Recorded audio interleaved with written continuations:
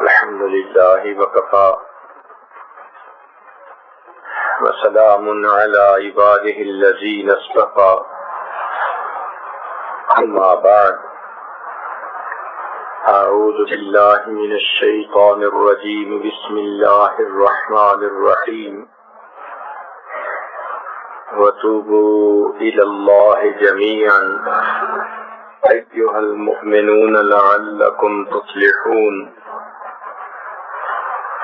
سبحان ربك رب العزة عما يصفون وسلام على المرسلين والحمد لله رب العالمين اللهم صل على سيدنا محمد وعلى آل سيدنا محمد وبارک وسلم۔ انسان جب بھی کوئی کام شریعت کے خلاف کرتا ہے اسے گناہ کہتے ہیں۔ اللہ رب العزت کے حکم کے خلاف کرنا یا نبی علیہ السلام کی سنت مبارکہ کے خلاف کرنا اس کو گناہ کہتے ہیں۔ ایسا کام انسان کے دل پر ظلمت آنے کا باعث ہوتا ہے۔ نیکی کرنے سے دل منور ہوتا ہے، گناہ کرنے سے دل سیاہ ہوتا ہے۔ اگر گناہوں پہ گناہ ہوتے رہیں تو یہ دل اتنا سیاہ ہو جاتا ہے کہ ظلماتم بعضھا فوق بعض، ظلمتوں کے اوپر ظلمتیں، اندھیروں پہ اندھیرا، دل بالکل سیاہ ہو جاتا ہے، سخت ہو جاتا ہے۔ چنانچہ گناہوں کے کچھ اثرات ہیں جن میں سے ایک اثر یہ کہ گناہ انسان کے دل کو پریشان رکھتا ہے۔ کوئی آدمی کتنے ہی کامیاب طریقے سے گناہ کیوں نہ کرے، اس کا دل پریشان ہوتا ہے۔ اسے روکنے والا کوئی نہ ہو، اسے سمجھانے والا کوئی نہ ہو، اس کے لیے گناہ کرنے کا موقع میسر ہو، پھر بھی یہ گناہ اس کے دل کو پریشان رکھے گا۔ یہ ایک روگ ہے جو انسان اپنے دل میں پال لیتا ہے، جس کی وجہ سے دل کا سکون اور چین لٹ جاتا ہے۔ وہ نوجوان بچے جو غیر کے ساتھ انوالو ہو جاتے ہیں، آپ ان کی زندگیوں کو دیکھیں، نہ ان کو سکون ہے، نہ رات کی نیند ہے، نہ ان کو کسی سے بات کرنے کا وقت ہے، ہر وقت اپنے خیالوں میں ڈوبے ہوئے اور الجھے ہوئے اور پریشان ایسے لگتا ہے کہ سکون تو ان سے روٹ ہی گیا ہے۔ یہ اصل میں اس گناہ کی وجہ سے ہوتا ہے، اور یہ بھی ہر وقت کا ڈر کسی کو پتہ نہ چل جائے، کہیں بے عزتی نہ ہو جائے، ذلت نہ ہو، ماں باپ کی بدنامی نہ ہو۔ تو ایک گناہ کی وجہ سے پریشانیوں کے دروازے کھل جاتے ہیں۔ کتنے لوگ ہیں جن کو اللہ نے مال و منال دیا، دنیا کی ہر نعمت دی، وہ ایئر کنڈیشن کمروں کے اندر کمبل میں لیٹے ہوتے ہیں، نرم گدے ہوتے ہیں، مگر ان کو نیند نہیں آتی، کروٹیں بدلتے رہتے ہیں، بلکہ نیند کی گولیاں کھاتے ہیں پھر بھی نیند نہیں آتی۔ کہتے بھی ہیں کہ جو چاہتے ہیں کھاتے ہیں، پیتے ہیں، جہاں چاہتے ہیں سوتے ہیں، دل پریشان ہے۔ اس کی وجہ یہ کہ دل کے سکون کا تعلق نیکی کے ساتھ ہے۔ اتنی تسکین ہے وابستہ تیرے نام کے ساتھ، نیند کانٹوں پہ بھی آ جاتی ہے آرام کے ساتھ۔ جب اللہ رب العزت کی طرف دھیان نہ رہا گناہوں میں الجھ گئے تو اللہ ایسے لوگوں کو سکون سے محروم کر دیتے ہیں. گناہ کرتے ہیں مزے لینے کے لیے اور الٹا گناہ کر کے پریشان ہو جاتے ہیں. تو گناہوں کی ایک تاثیر تو یہ کہ انسان کا دل پریشان رہتا ہے، اور دوسری بات یہ کہ گناہ کی وجہ سے انسان سے نیکی کی توفیق چھین لی جاتی ہے. نماز پڑھنے کو دل نہیں چاہتا، دعا مانگنے کو دل نہیں چاہتا، فجر میں اٹھا نہیں جاتا، پردہ کرنا بوجھ نظر آتا ہے، جھوٹ پہ جھوٹ بولنے پڑتے ہیں. چنانچہ دین پابندیاں ہی پابندیاں نظر آتی ہیں. انسان پریشان ہوتا ہے کہ کیوں میری طبیعت شریعت کی طرف مائل نہیں ہوتی. اس کی بنیادی وجہ کہ گناہوں کی ظلمت انسان کو نیکی کی توفیق سے محروم کر دیتی ہے. تلاوت کرنے بیٹھے تو آدھا صفحہ پڑھ کے تھک جاتے ہیں، ویسے ٹی وی دیکھنے بیٹھے تو گھنٹوں بیٹھے رہو، ڈرامے دیکھو، فلمیں دیکھو، گانے سنو، گھنٹوں طبیعت ٹھیک رہتی ہے، لیکن مصلی پہ آ کے کھڑا ہونا مصیبت نظر آتی ہے. یہ گناہ کی ظلمت ہے کہ انسان سے نیکی کی توفیق چھین لی جاتی ہے. تو ایک تو گناہ سے دل سیاہ ہوتا ہے، دوسرا دل کا سکون لٹ جاتا ہے، اور تیسرا نیکی کی توفیق چھین لی جاتی ہے. اس لیے ہمیں چاہیے کہ ہم گناہوں کو چھوڑ کر نیکوکاری کی زندگی گزارنے کی عہد کریں. ابن تیمیہ رحمۃ اللہ علیہ نے اپنی کتاب الایمان الاوسط میں 10 وجوہات لکھی ہیں جن سے انسان کے گناہ معاف ہوتے ہیں. امید ہے کہ مستورات ان 10 وجوہات کو توجہ کے ساتھ سنیں گی اور کوشش کریں گی کہ جتنے گناہ بخشوا سکیں اتنا بہتر ہے. سب سے پہلی چیز جس سے گناہ معاف ہوتے ہیں اس کو کہتے ہیں توبہ. توبہ کا مطلب ہوتا ہے تنزیہ القلب عن الذنب، کہ دل کو گناہ سے انسان خالی کر لے، دل میں گناہ کی حسرت نہ رہے، دل میں گناہ کی چاہت نہ رہے، دل پاک ہو جائے. پہلے دل پاک ہوگا پھر گناہوں سے انسان کا چھٹکارا ہوگا. عہد کرے کہ اللہ میں نے آئندہ گناہ نہیں کرنے. یہ توبہ ڈیلیٹ کمانڈ کی مانند ہے. جس طرح آپ کے سیل فون سے میسج آیا اور آپ نے ڈیلیٹ کر دیا تو وہ ایسے جیسے کہ تھا ہی نہیں.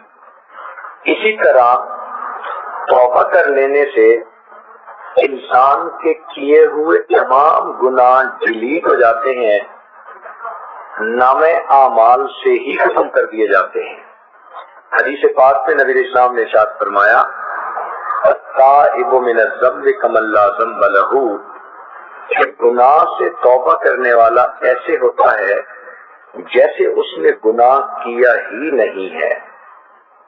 اور یہ توبہ ہر بندے کو کرنی چاہیے. کافر ہے تو کفر سے توبہ کرے، عام مسلمان ہے تو گناہ کبیرہ سے توبہ کرے. اگر کوئی کہے میں تو گناہ کبیرہ نہیں کرتا تو وہ غفلت سے توبہ کرے کہ وقت غفلت میں گزر جاتا ہے. اگر کوئی کہے کہ میں تو اللہ سے غافل بھی نہیں ہوتا تو اس کو بھی چاہیے کہ وساوس نفسانی اور شیطانی سے توبہ کرے. نیک لوگوں کو بھی شیطانی نفسانی وساوس آتے رہتے ہیں، حتیٰ کہ دوران نماز بھی آ جاتے ہیں. اگر کوئی بندہ یہ دعویٰ کرے کہ میری جمعیت حضوری اتنی ہو گئی کہ مجھے نفسانی خواہشات شہوات بھی پریشان نہیں کرتی، تو اس کو چاہیے کہ اپنے اخلاص کی کمی پہ توبہ کرے۔ کوئی بندہ یہ دعویٰ نہیں کر سکتا کہ میں پورے اخلاص کے ساتھ عبادت کر رہا ہوں۔ جب اللہ کے پیارے حبیب صلی اللہ علیہ وسلم نے فرما دیا ما عبدنا کا حق عبادتک، اے اللہ ہم نے آپ کی عبادت نہیں کی جیسے کہ کرنی چاہیے تھی، تو دنیا کا کون انسان ہے جو یہ سوچے کہ میں نے تو عبادت کا حق ادا کر دیا۔ اس لیے اخلاص کی کمی پر تو سب کو توبہ کرنی چاہیے۔ معلوم ہوا کہ نیک ہو یا برا ہو، ہر بندے کو اپنے حال کے مناسب توبہ کرنی چاہیے۔ یہاں ایک سوال پیدا ہوتا ہے کہ بعض گناہ ایسے ہوتے ہیں کہ کوشش کے باوجود نہیں چھوٹتے۔ جو نوجوان انوالو ہوتے ہیں کہیں، وہ سوچتے ہیں جی کہ ہم تو اس کو چھوڑ ہی نہیں سکتے، تو بھائی ہمارے لیے چھوڑنا مشکل ہے، اللہ تعالیٰ کے لیے تو چھڑوا دینا آسان ہے۔ ہم اللہ تعالیٰ کی رحمت سے امید رکھیں اور دعا مانگیں کہ اے پروردگار آپ ہمیں گناہ کی ذلت سے بچا لیجئے، آپ ہمیں طاعات کی عزت عطا فرما دیجئے۔ اور سچی بات تو یہ ہے کہ جب نقصان کا ڈر ہوتا ہے تو انسان آسانی کے ساتھ گناہوں کو چھوڑ دیتا ہے۔ مثال کے طور پر بچھو سے ڈر ہوتا ہے کاٹنے کا، کوئی بھی قریب نہیں جاتا۔ سانپ کا ڈر ہوتا ہے، کوئی بھی قریب نہیں جاتا۔ بجلی کا ڈر ہوتا ہے، کوئی بھی اس کو انگلی نہیں لگاتا۔ آگ سے ڈر ہوتا ہے، ہر بندہ دور رہتا ہے۔ تو جس طرح دیکھنے میں سانپ اتنا خوبصورت ہے مگر ہم نے کبھی بھی اس کو نہیں پکڑا، اس لیے کہ ہم سمجھتے ہیں کہ اگر سانپ نے ڈس لیا تو موت واقع ہو جائے گی۔ اسی طرح مومن کے دل میں یہ یقین آ جاتا ہے اگر میں نے کبیرہ کو کر لیا تو میری روحانی موت واقع ہو جائے گی۔ اس طرح انسان گناہوں کے تقاضے کو دبا سکتا ہے اور نیکی کی زندگی گزار سکتا ہے۔ دوسرا عمل جس سے کہ انسان کے گناہ معاف ہوتے ہیں اس کو کہتے ہیں الاستغفار، کہ انسان اپنے گناہوں پہ نادم ہو، جتنا استغفار کرے گا اپنا گناہ زیادہ بخشے جائیں گے۔ یہ استغفار اللہ رب العزت کو بڑا محبوب اور اس کی وجہ سے انسان کو بڑی نعمتیں ملتی ہیں۔ چنانچہ سیدنا حسن رضی اللہ تعالیٰ عنہ کے پاس ایک نوجوان آیا، کہنے لگا حضرت میں بڑا گناہگار ہوں، کوئی عمل بتا دیجئے۔ فرمایا استغفار کرو۔ ایک نوجوان آیا، حضرت عرصے سے بارش نہیں ہوئی، کوئی عمل بتا دیجئے۔ فرمایا استغفار کرو۔ ایک تیسرا نوجوان آیا، حضرت میں بڑا غریب ہوں، رزق کی تنگی ہے، کوئی عمل بتا دیجئے۔ فرمایا استغفار کرو۔ ایک نوجوان آیا، میں بے اولاد ہوں، دعا کیجئے کہ مجھے اولاد نرینہ مل جائے۔ فرمایا استغفار کرو۔ ایک نوجوان آیا کہ جی میرا باغ ہے، دعا کیجئے کہ پھل اچھا ملے۔ فرمایا استغفار کرو۔ ایک آدمی آیا، دعا کیجئے کہ میرے گھر سے پانی کا کنواں نکل آئے، چشمہ نکل آئے۔ فرمایا استغفار کرو۔ سننے والا حیران کہ ہر بندے نے مختلف تقاضا سامنے رکھا مگر حضرت نے عمل ایک ہی بتایا۔ تو پوچھا اس نے کہ حضرت یہ کہا کہ ہر کام کے جواب میں آپ نے استغفار ہی بتایا. تو حسن رضی اللہ عنہ نے فرمایا کہ دیکھو یہ میں نے خود نہیں کہا بلکہ اللہ رب العزت نے قرآن مجید میں ارشاد فرمایا فَقُلْتُ اسْتَغْفِرُوا رَبَّكُمْ إِنَّهُ كَانَ غَفَّارًا يُرْسِلِ السَّمَاءَ عَلَيْكُمْ مِدْرَارًا. دیکھیے گناہ بھی معاف ہوتے ہیں، استغفار سے بارشیں بھی نازل ہوتی ہیں. وَيُمْدِدْكُمْ بِأَمْوَالٍ، اللہ مال کے ذریعے مدد کرتے ہیں تو غربت بھی ختم ہوتی ہے. وَبَنِينَ، اور اللہ تعالیٰ بیٹے بھی عطا کرتے ہیں تو بے اولاد لوگوں کو اللہ تعالیٰ استغفار کرنے کی وجہ سے اولاد نرینہ بھی عطا فرماتے ہیں. وَيَجْعَلْ لَكُمْ جَنَّاتٍ، اور اللہ تعالیٰ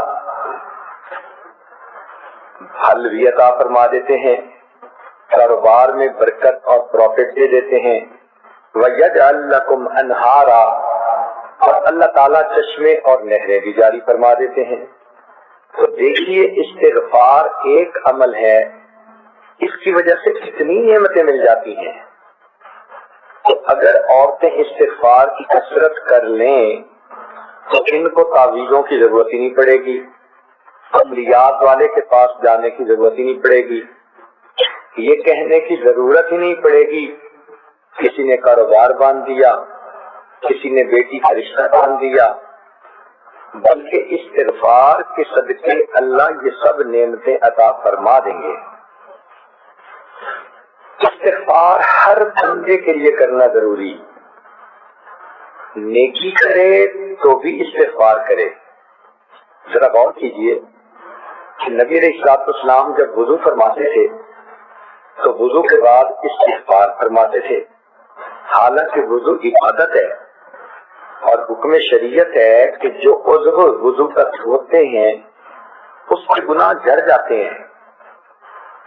اب گناہ جھڑنے والا عمل ہے، مگر اس کے بعد پھر استغفار کی وضو کے بعد نبی السلام پڑھتے تھے اشہد ان لا الہ الا انت استغفرک واتوب الیک.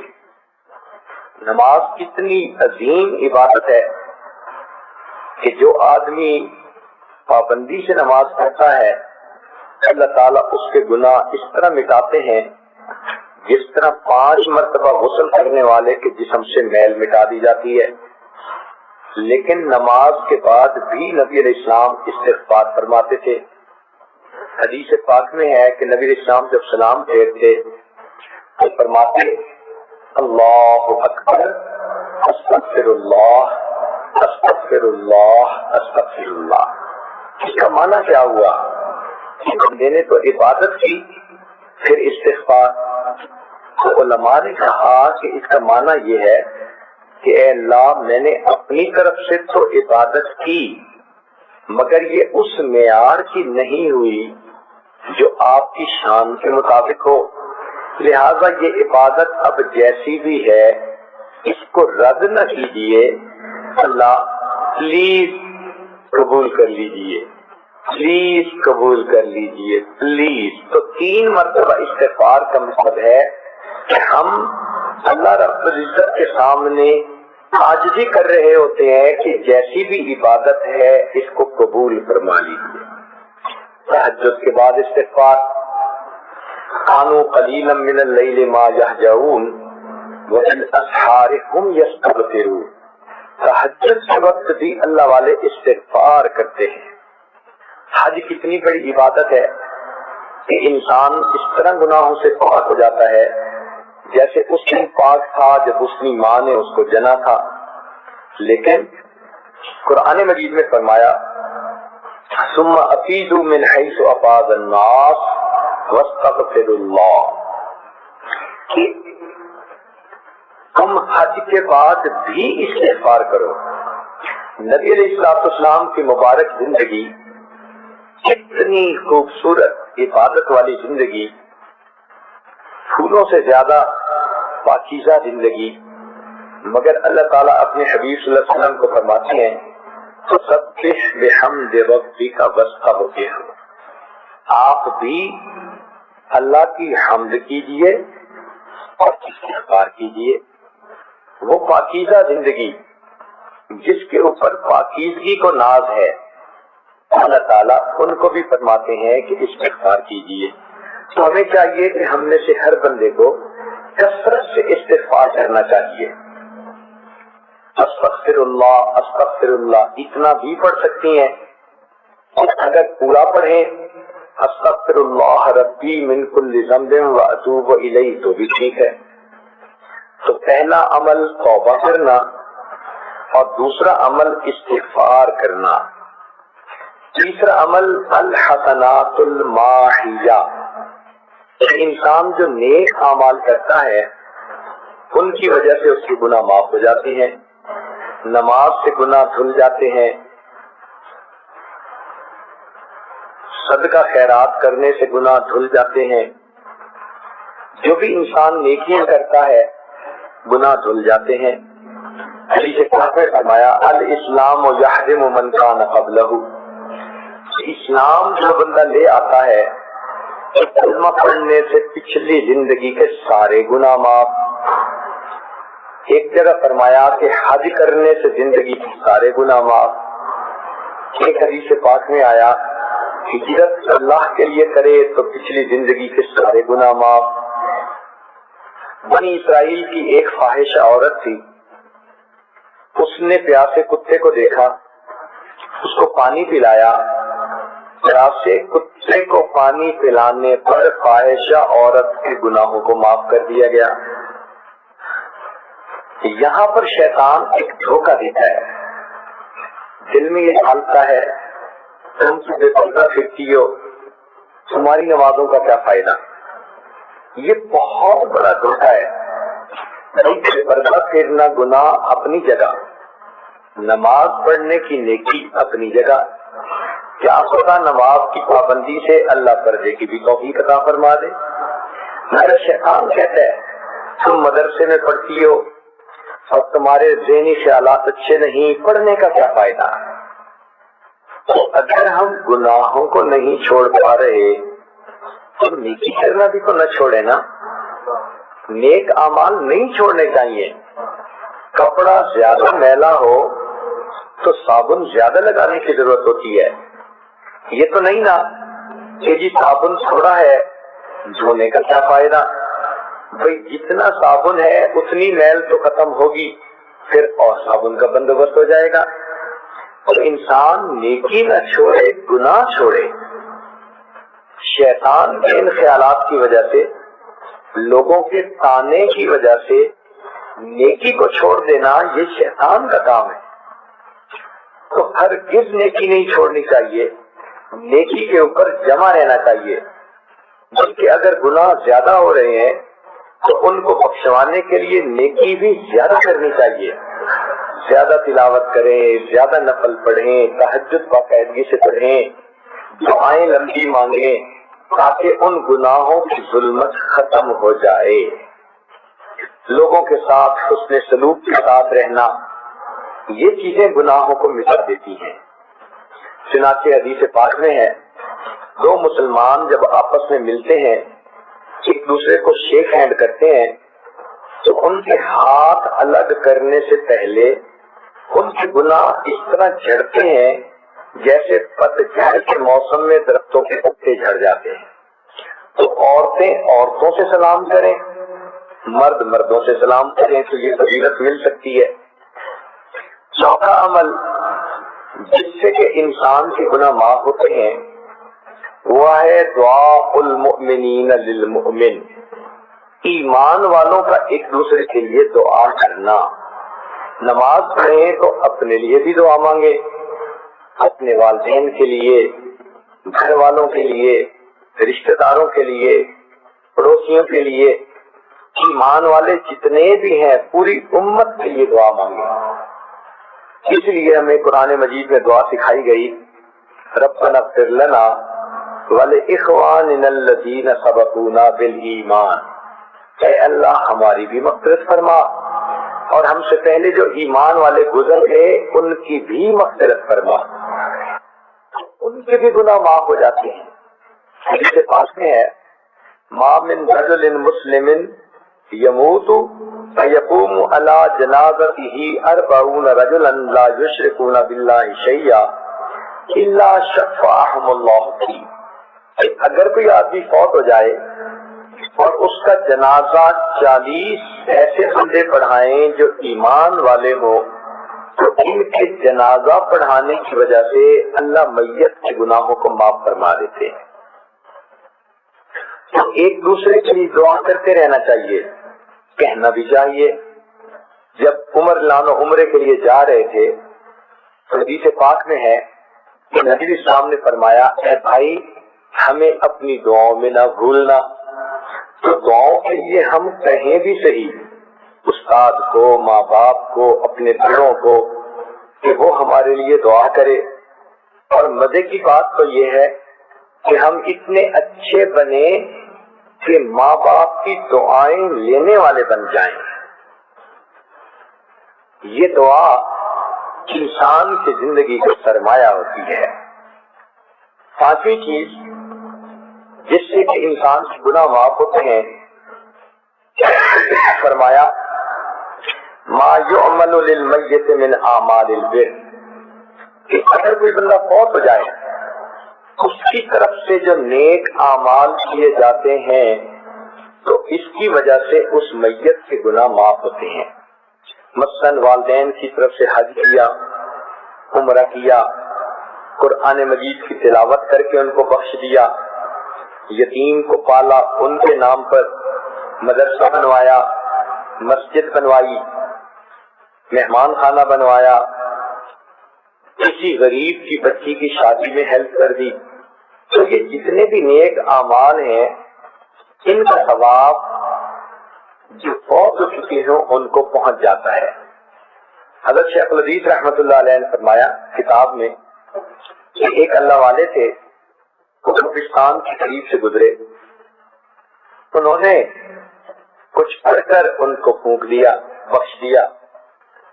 चुनाचे रात को उन्होंने ख्वाब देखा कि उस कब्रिस्तान के सारे मौता इकट्ठे हैं और एक बंदा आता है, उसके पास एक गठरी है, वो खोलता है तो सारे मौता, सारे मैयत उसकी तरफ भागते हैं। एक बंदा अपनी जगह बैठा रहता है। तो इसने उससे पूछा कि ये क्या मामला है। उसने बताया कि देखो ये जो दुआएं होती हैं ईमान वालों की, ये एक डाक हमें रोजाना पहुंचती है और हर मैयत को तमन्ना होती है कि मेरी डाक ज्यादा से ज्यादा मुझे मिल जाए, तो ये भागे हैं अपना हिस्सा लेने के लिए। उसने कहा आप क्यों नहीं भागे? उसने कहा मेरा एक नौजवान बेटा है जो हाफिज कुरान है, वो फलां बाजार में दुकान करता है और जब ग्राहक नहीं होते तो वो बैठ के कुरान पढ़ता रहता है, तो मुझे रोजाना इतना कुरान पढ़ने का सवाब मिल जाता है कि मुझे कोई जल्दी नहीं, सब अपना मेरा हिस्सा ले लेंगे तो मैं भी जाके ले लूंगा। आँख खुल गई।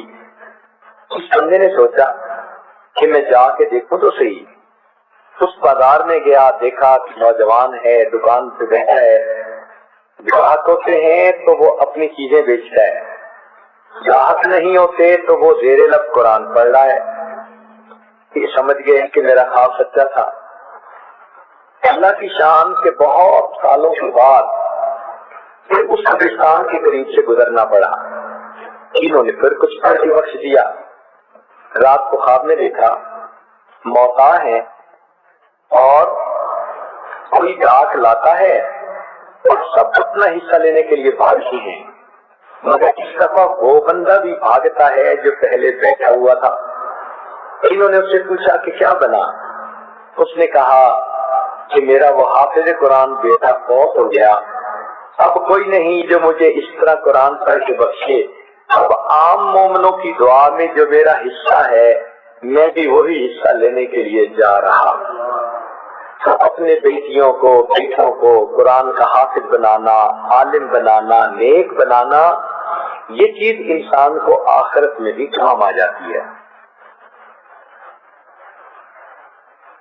छठी चीज जिससे कि गुनाह माफ होते हैं المصائب التي يكفر اللہ بها الخطایا فی الدنیا، مومن کو دنیا میں جو بھی تکلیف پہنچتی ہے، جو بھی مصیبت ملتی ہے، اس مصیبت کی وجہ سے اللہ تعالیٰ گناہوں کو معاف فرما دیتے ہیں۔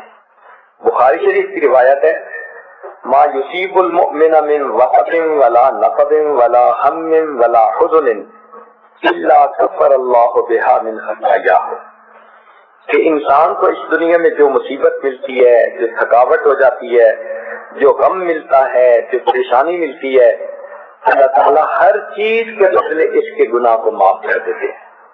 عائشہ صدیقہ رضی اللہ تعالیٰ عنہ بیٹھی ہوئی تھی، چراغ جل رہا تھا، ہوا کا جھونکا آیا اور چراغ بجھ گیا۔ نبی اسلام نے فرمایا انا للہ و انا الیہ راجعون۔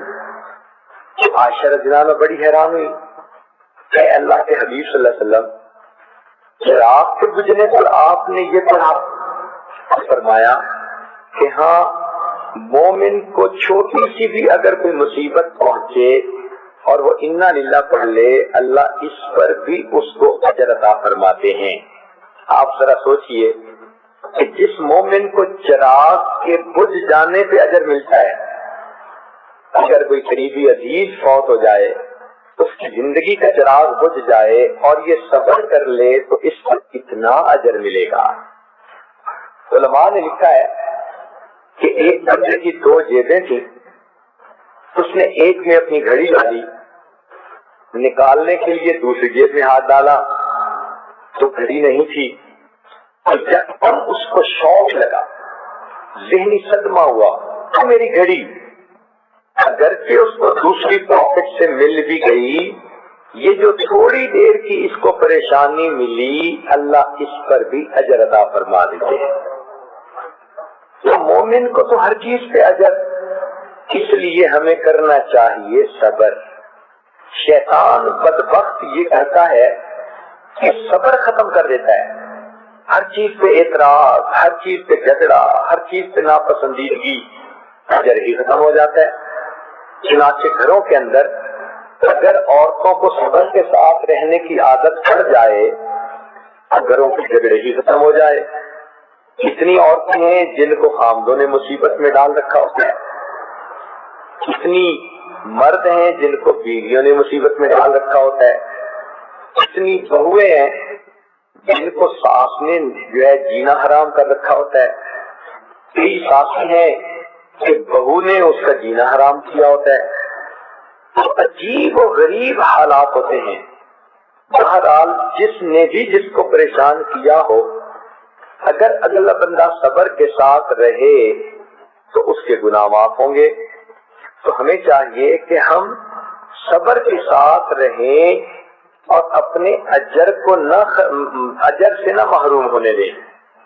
بے صبری سے مصیبت تو ختم نہیں ہوتی، مصیبت سے ملنے والا اجر چلا جاتا ہے۔ کیسی کیسی عورتیں صبر والی تھیں، ایک واقعہ سن لیجیے۔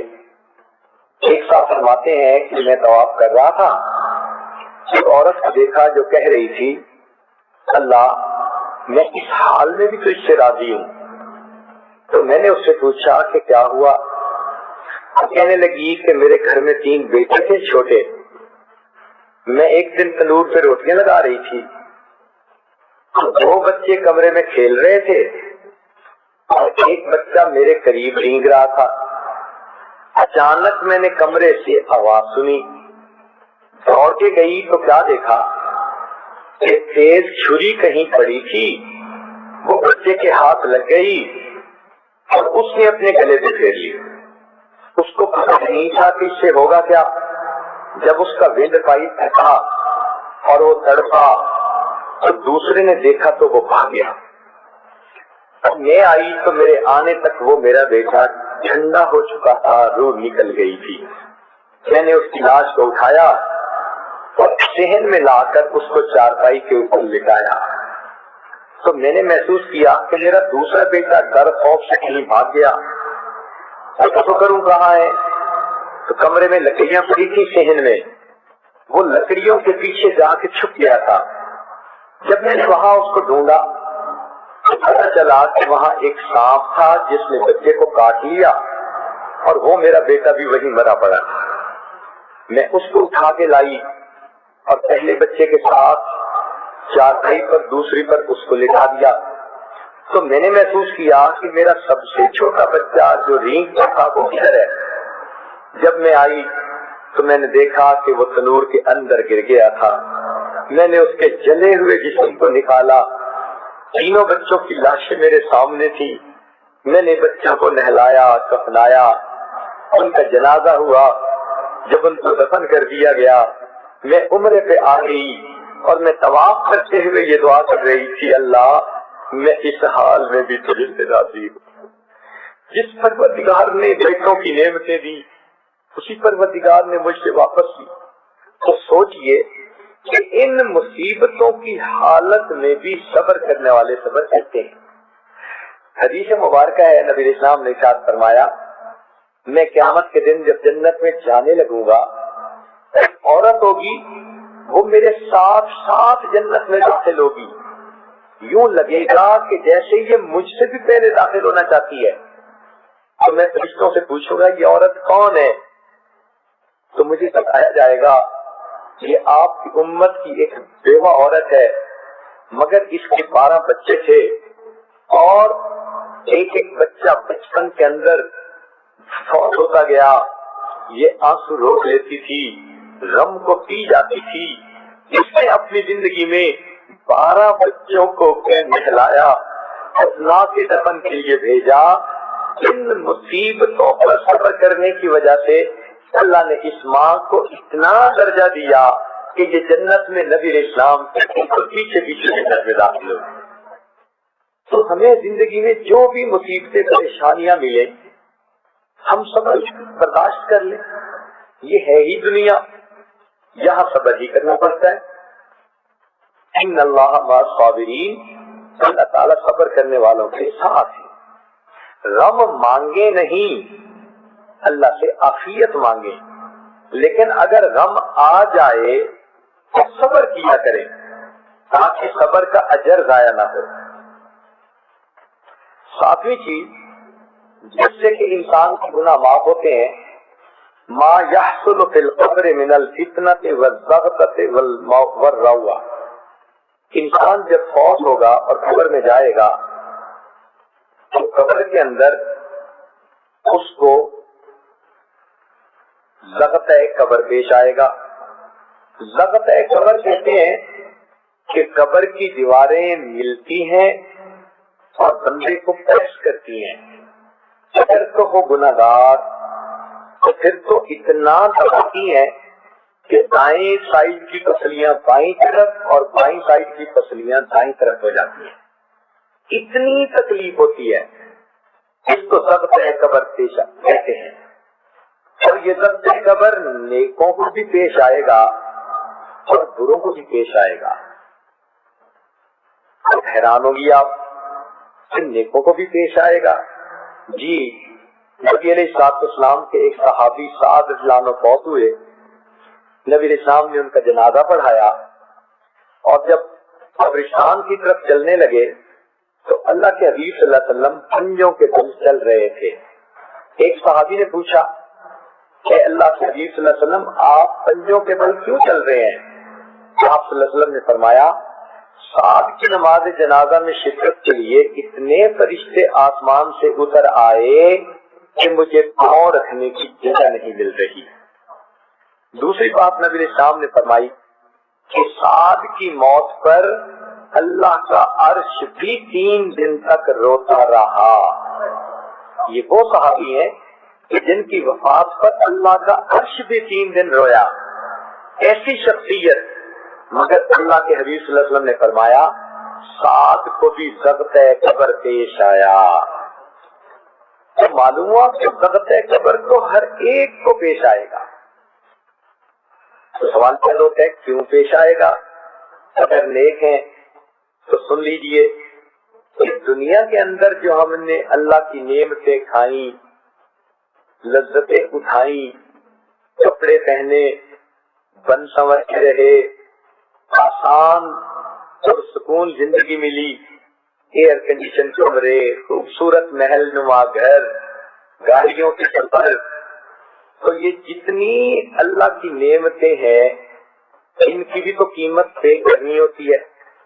مثال یوں سمجھیں، آپ اگر کسی ریسٹورینٹ پہ جاتی ہیں کھانا کھانے کے لیے، اپنی مرضی کی ڈشز تو منگاتی ہیں، لیکن جب اٹھنے لگتی ہیں تو بل تو پے کرنا پڑتا ہے۔ اسی طرح اللہ سے ہم دنیا میں نعمتیں تو مانگتے ہیں اور اللہ نعمتیں دنیا میں دے بھی دیتے ہیں، مگر ان نعمتوں کی پیمنٹ بھی تو کرنی ہوتی ہے۔ تو یہ صدقہ قبر مومن کے لیے ان نعمتوں کی پیمنٹ ہوتی ہے۔ اس لیے غریب ہوں گے تو صدقہ قبر تھوڑا، امیر ہوں گے تو صدقہ قبر زیادہ، کیونکہ اس نے زیادہ نعمتوں کو استعمال کیا۔ جتنی زندگی کی لذتیں ہوں گی ان کے پرپورشنل صدقہ قبر پیش آئے گا۔ تو صدقہ قبر تو پیش آنا ہے۔ ہاں، مومن کے صدقہ قبر میں اور کافر کے صدقہ قبر میں ایک فرق ہے، وہ یہ کہ فرض کرو آپ کا ہاتھ دروازے میں آ گیا، پریس ہوا تو تکلیف ہوئی، کئی دن تکلیف نہیں جاتی، تو یہ بھی ہاتھ کا پریس ہونا ہے۔ اور کئی مرتبہ آپ کے سر میں درد ہوتا ہے، آپ بیٹی کو کہہ دیتی ہیں بیٹی ذرا سر دباؤ، بیٹی بھی سر دباتی ہے، مگر اس سر کے دبانے سے راحت ہوتی ہے۔ اب دبانا تو دونوں کو کہیں گے، پاؤں بھی دبا ہاتھ بھی دبے، مگر وہ تکلیف کا باعث بنے۔ سر بھی دبایا گیا مگر راحت کا باعث بنا۔ تو دنیا میں جو فاسق فاجر ہوں گے یا کافر ہوں گے، ان کو قبر میں جو صدقہ پیش آئے گا وہ تو ہوگا پسلیاں دبا کر تکلیف پہنچانے والا۔ مومن کو جو صدقہ قبر پیش آئے گا وہ ہوگا درد سر کی حالت میں سر کو دبانے والا، وہ الٹا راحت کا سبب بنے گا، اور جو چھوٹے موٹے گناہوں کی جھیل ہوں گے اللہ ان کو بھی ختم فرما دے گے۔ صدقہ قبر کو بہانہ بنا کے اللہ رہے سہے گناہوں کو بھی معاف کر دیں گے۔ آٹھویں چیز جس سے گناہ معاف ہوتے ہیں، احوال یوم القیامت وکربھا وشدائدھا۔ فرمایا قیامت کے دن جب انسان اللہ کے سامنے کھڑے ہوں گے تو اس وقت بہت زیادہ خوف کی کنڈیشن ہوگی، انجلابی نفس نفسی پکارتے ہوں گے، اور لوگ بھی اس وقت پریشان ہوں گے۔ ہر انسان اپنے گناہوں کے بقدر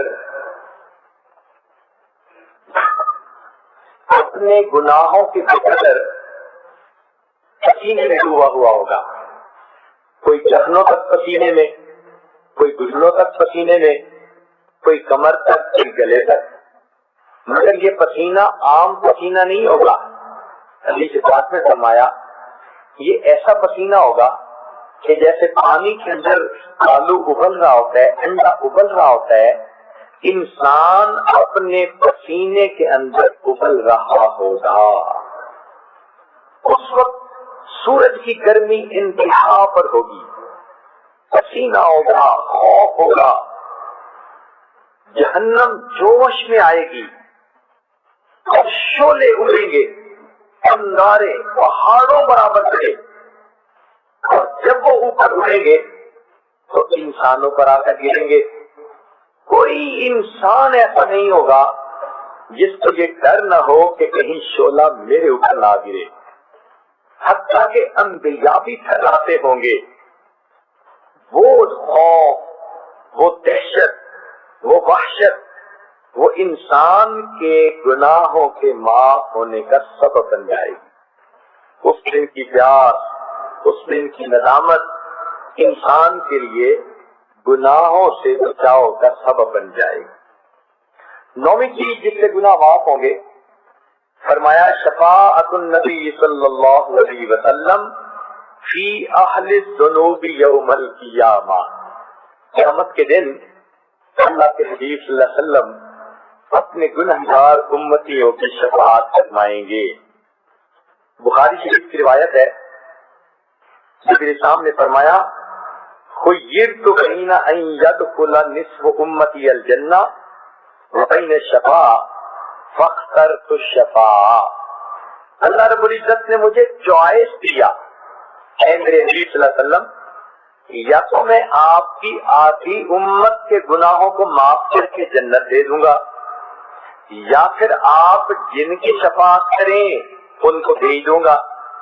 نبی صاحب نے فرمایا فاخترت الشفاء، میں نے شفاعت کو پسند کر لیا، میری شفاعت سے آدھی سے زیادہ امت جو گناہگار لوگ ہوں گے اللہ ان کو جنت عطا فرما دے. اللہ اکبر کبیرہ. نبی علیہ السلام نے ارشاد فرمایا ہر نبی کو اللہ تعالیٰ نے ایک ایسی دعا مانگنے کا اختیار دیا کہ جیسی دعا مانگیں گے منو ان قبول کر لی جائے گی. تو سب انبیاء نے دعائیں مانگی. ایک صحابی نے پوچھا اے اللہ کے حبیب صلی اللہ علیہ وسلم، آپ کو بھی اختیار ملا؟ نبی علیہ السلام نے فرمایا ہاں، مجھے بھی اللہ تعالیٰ نے اختیار دیا، مگر میں نے دعا مانگی نہیں، میں نے اس کو ذخیرہ بنا لیا. قیامت کے دن جب میری امت کا حساب ہو رہا ہوگا اس وقت میں وہ دعا مانگوں گا، اور اس وقت تک جنت میں نہیں جاؤں گا جب تک میرا آخری امتی بھی جنت میں نہیں داخل ہو جائے گا. اللہ اکبر کبیرہ.